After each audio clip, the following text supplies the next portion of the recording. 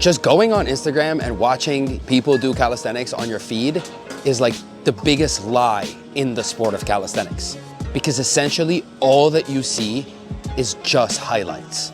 And that is like the furthest thing from the truth when it comes to like the reality of calisthenics training. So my goal for today is to actually show you guys what the truth is like.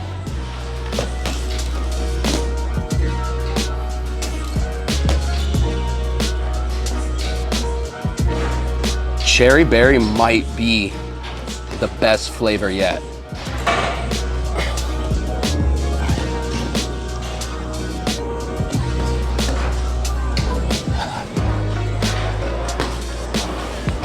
All right, warm up done. Let's go somewhere better. Imagine that when you start, let's say calisthenics or whatever, you're standing on a shore and you look across the water and you see an island. It seems amazing, like it has a bunch of stuff on it that's exciting. You just feel like you want to be there. You hop in the water and you swim. And the more you swim, the closer you see it getting to you. You're hyped up, you get there, you're discovering the island, you're enjoying it, you're loving it, you made it. So now you're on the island and time passes. Let's say weeks go by, maybe a few months go by, you've discovered the island, you've enjoyed it. And now you start to feel like, okay, like maybe there's something more out there for you. You know, maybe you want to reach a nicer, bigger island. So you're like, you know what? Let me look around, right? And you stand on the shore of the new island you're on, and all of a sudden you see another island, a bigger one, far away in the distance, but you see it. And you tell yourself, you know what? I think I've outgrown the island that I'm on now, and I think maybe I want to go there. And once again, you hop off the shore of the island you're on, you jump in the water and you start swimming. Now the thing you might not realize is the bigger the island, the more you are gonna see it when it's far away, but it's gonna be further away. So when you're swimming, you're not gonna see it getting closer the way you saw the first island. Does that make sense?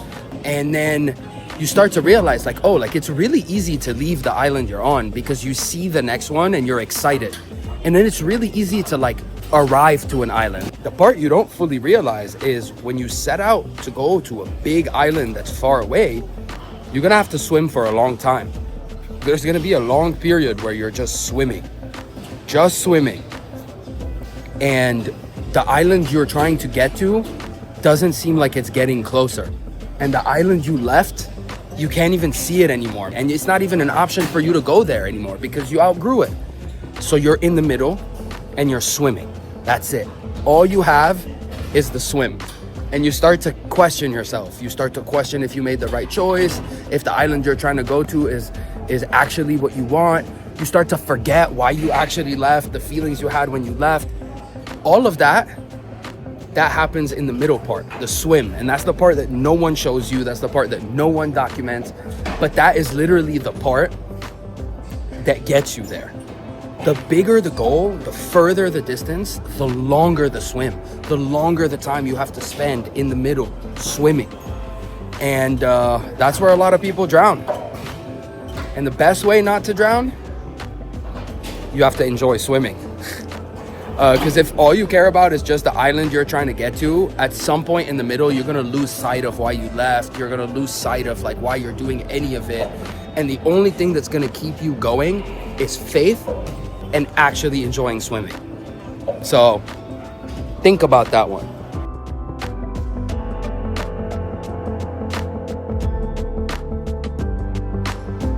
Once you start understanding it like that and understanding that you might be like in the swim when you're not progressing, a lot of things will make more sense. It's who you become on the swim, bro. That's it right there, bro. It's no longer about looking at the next man and being like, oh, like he's progressing so much or he's doing this. It's not even about that, bro. It's you're here and you're trying to get somewhere. And everything that happens in between where you are and where you're trying to get is turning you into the person that can do that thing. So You know, I recently posted it on Instagram, and it's something that it took me a while to understand. And finally, when it clicked. It's like, as people, bro, we ask for things. And what we end up being given is circumstances. Circumstances that turn us into the people that can have, that can do, that can produce those things. That's the missing piece right there. And that's what the swim is about. That's why you have to swim. If it was just like you see an island and all of a sudden you're there, first of all, nothing would have any meaning. Everything would be useless. It'd be boring, bro. Everyone would be able to do this shit. So that's not what you really want. Think about that. That's super important. And I feel like that is the most beautiful part of this sport. That's what made me fall in love with this sport, is that place where improvement, training, practice meets like self-improvement. And that's what this sport does. Every time you set out on a goal, every time you swim, you have to face yourself. You have to face every single part of yourself that is not yet the person who can have or do what you're asking for. As this sport is just a reflection of you, bro. Everything you go through is a reflection of you. You're setting goals for yourself that are outside of your current capacity. So on your way to those goals, you are gonna have to face everything about you that is not there yet.